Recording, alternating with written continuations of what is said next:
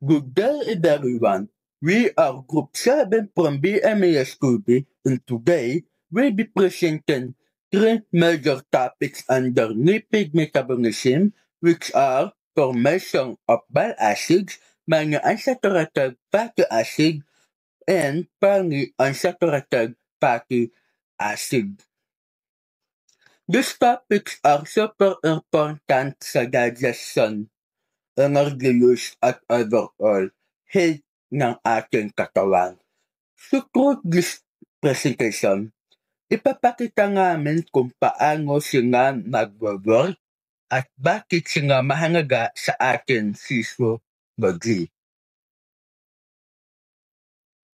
However, I am Ronald Bibedagoro to presenting the introduction of the three major topics under the lipid metabolism.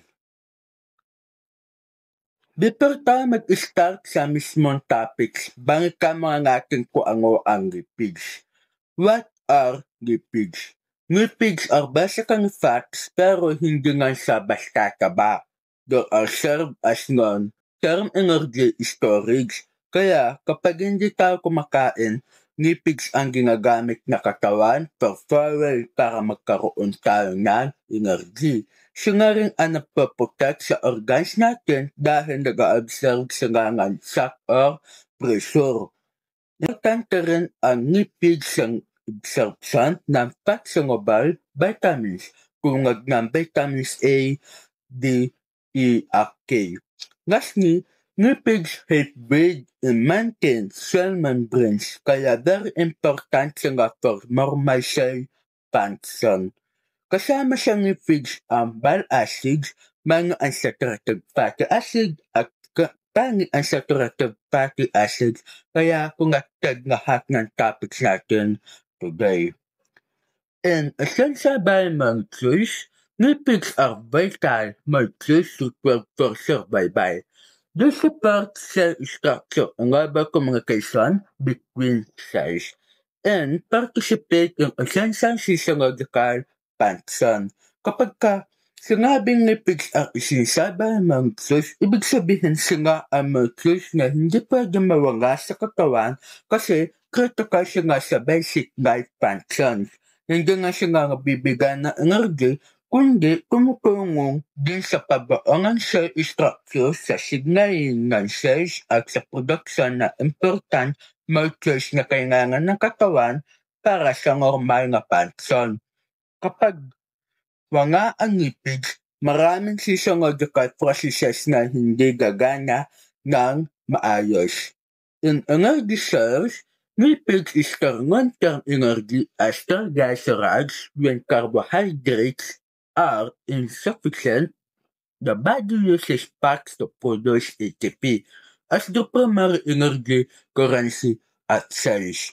Isa sa pinaka-importanteng role ng lipids ay bilang energy source. Ang katawan natin ay nag-iimbak ng excess energy sa anyo ng triglycerides sa adipose tissue. Kapag kulang ang carbohydrates, ginagamit ng katawan ang stored fats na ito para makagawa ng ATP na siyang main energy currency ng cells. Kaya sobrang efficient ang lipids para sa long-term energy storage kumpara sa carbs. Part at cell membranes. Phospholipids and cholesterol form the cell membrane, which controls the entry and exit of substances in enable cell communication. Ang lipids, lalo na ang phospholipids at cholesterol ay bumubuo ng cell membrane o plasma membrane. Ang membrane na ito ay hindi lang simpleng barrier. Ito rin ay selective. Pinipili nito kung ano ang papasok at lalabas sa cell. Ito rin ang mahalaga sa cell signaling dahil sa presence ng specific lipids, nagkakaroon ng komunikasyon at interaction sa pagitan ng cells. In needed for hormones, cholesterol serve as the precursor for steroid hormones such as estrogen, testosterone, and cortisol, Without lipids, proper hormone synthesis cannot occur. Ang cholesterol at iba pang lipids ay ginagamit bilang precursor ng steroid hormones tulad ng estrogen, testosterone, at cortisol. Kung kulang ang lipids, hindi rin maproduce na maayos ang hormones na ito na mahalaga sa reproduction, stress response, metabolism, at growth. Kaya lipids are indirectly essential sa regulation ng iba't ibang physiological processes. Lastly, important for digestion and metabolism. Lipids help absorb soluble vitamins A, D, E, K, and regulate metabolic processes, growth, and energy balance. Ang lipids ay critical din sa digestion at metabolism. Kailangan sila para ma-absorb ng soluble vitamins tulad ng A, D, E, at K na mahalaga sa vision, bone, health, antioxidant protection, at blood clotting. Bukod dito, ang lipids ay nagbibigay ng structural, molecules at signaling molecules na nagre-regulate ng metabolism, cell growth at energy balance. Sa madaling salita, hindi lang sila pang-energy. They are central to maintaining normal body function.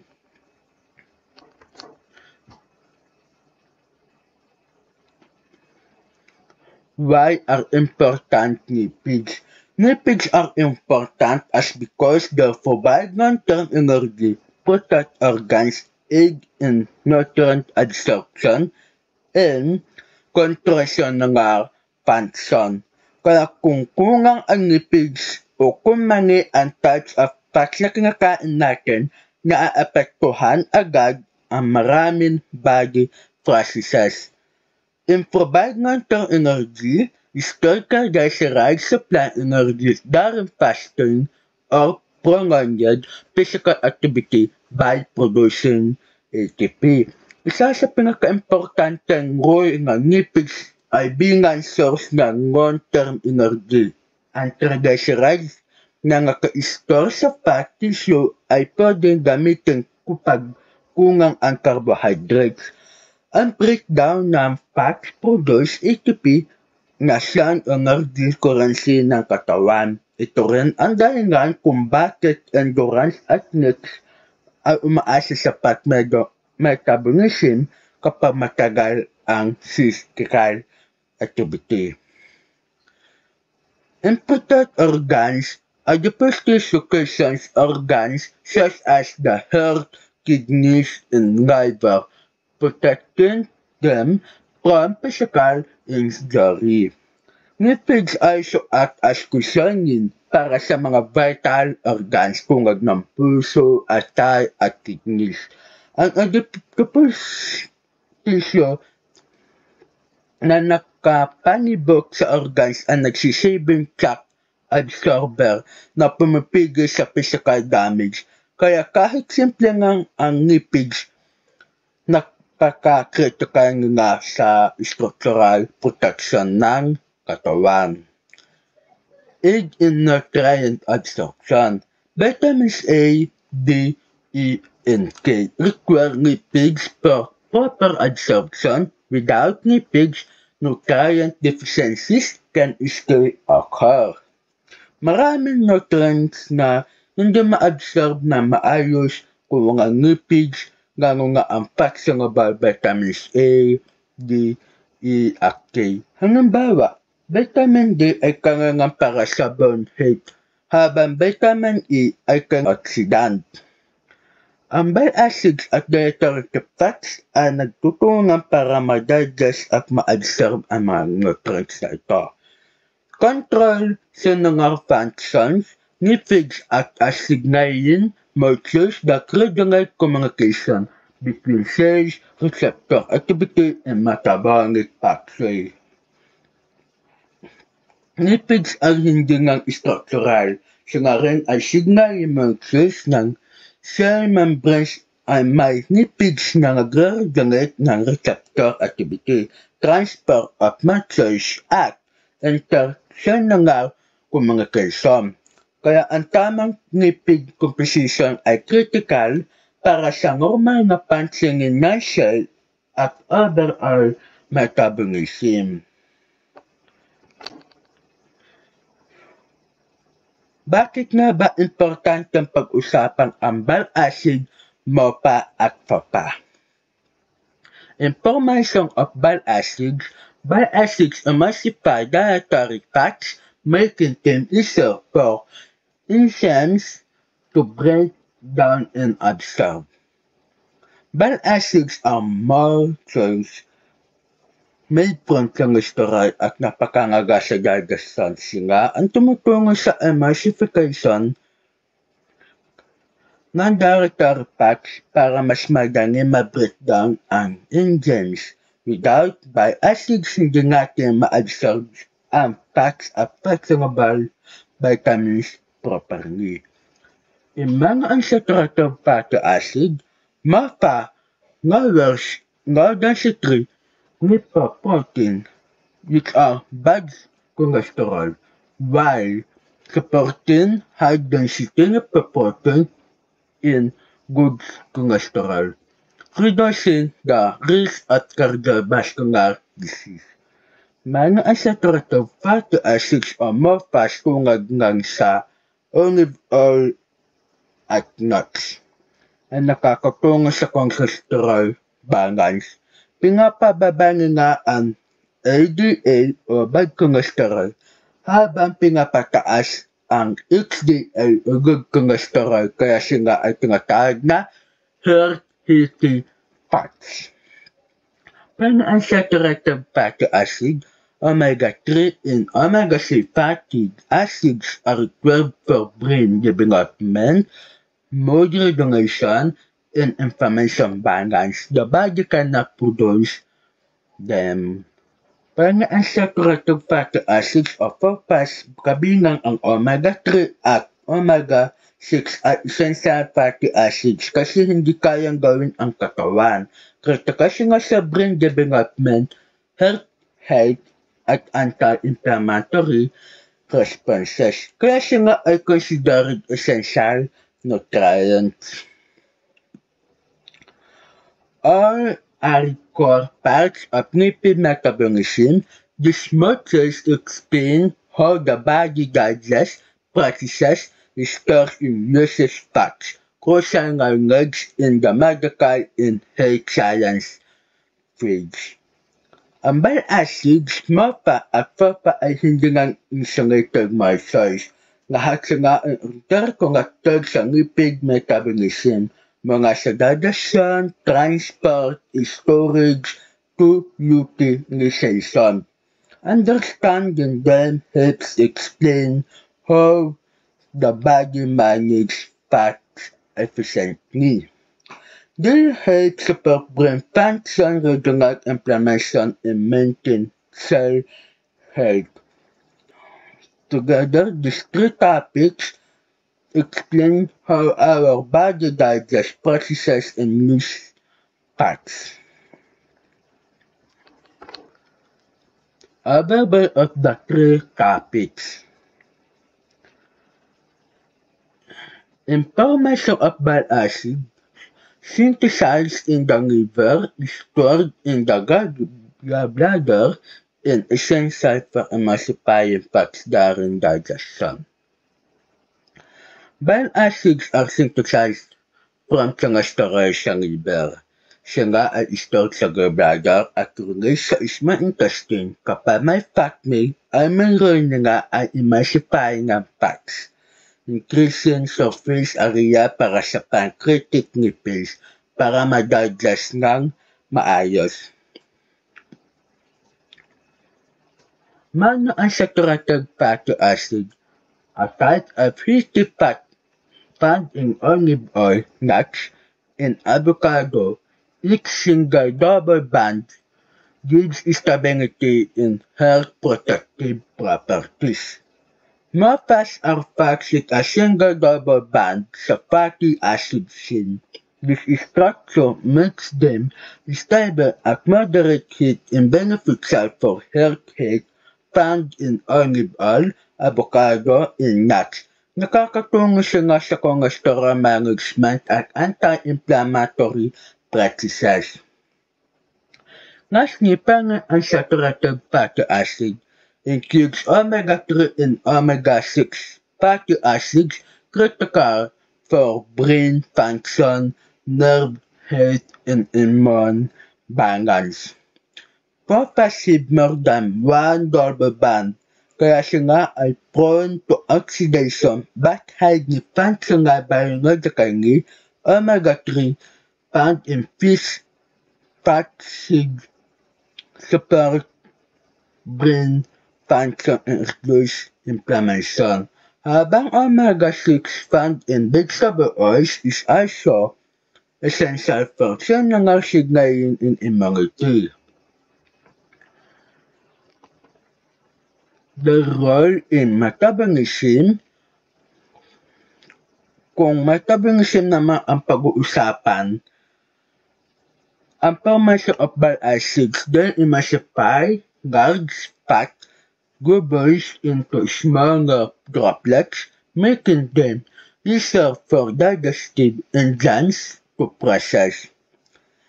Bile acids break down large fat globules into tiny droplets sa small intestine, increasing surface area para sa digestive enzymes. This process is called emulsification, and it's essential para sa absorption ng fatty acids at fat-soluble vitamins. Monounsaturated fatty acids mapa lower LDL and triglycerides levels while maintaining HDL, supporting cardiovascular health. Mapas help regulate blood lipids. They reduce LDL cholesterol and triglycerides while maintaining or increasing HDL. This improves overall lipid profile. Unsaturated fatty acid produce signaling molecules that regulate inflammation and maintain the fluidity of cell membranes. Phosphate contribute to anti-inflammatory pathways by producing signaling molecules like prostaglandins. There are also components of cell membranes affecting membrane fluidity and receptor function, which is critical for normal cell activity. Lahat ng ito ay importante para gumana ang maayos ang cells, especially brain and nerve cells.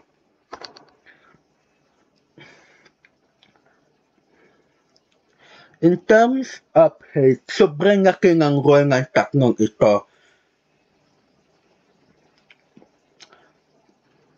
Neither for fat absorption, prevents heart disease, supports brain function, maintains healthy cells. In needed for fat absorption without bile acids, the body cannot absorb fats and fat-soluble vitamins, leading to nutrient deficiencies. Bile acids are necessary para ma-absorb ang fat at fat-soluble vitamins A, D, E, K. Without them, nutrients will not enter the bloodstream properly, leading to deficiencies kahit kumakain ka ng sufficient food.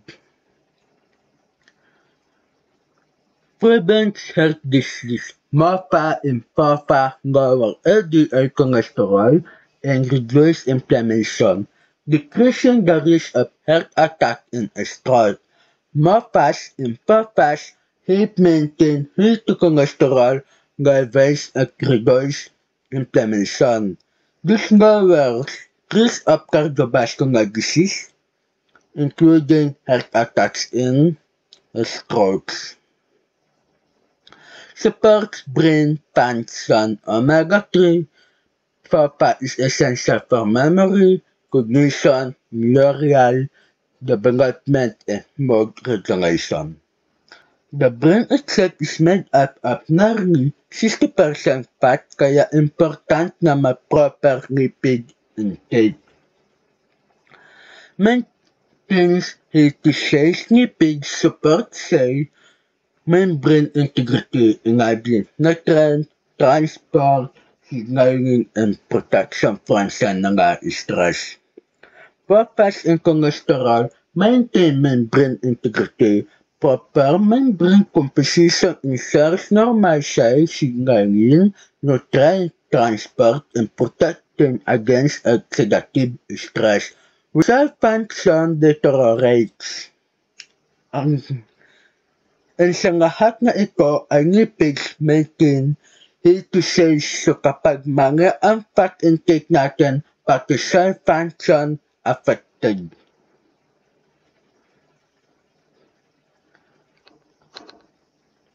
Now that we have a clear overview of our topics, let's move on to our first main discussion, the formation of bile acids. Ito ang process kung paano ginagawa ng katawan ang bile acids mula sa cholesterol para magamit sa digestion.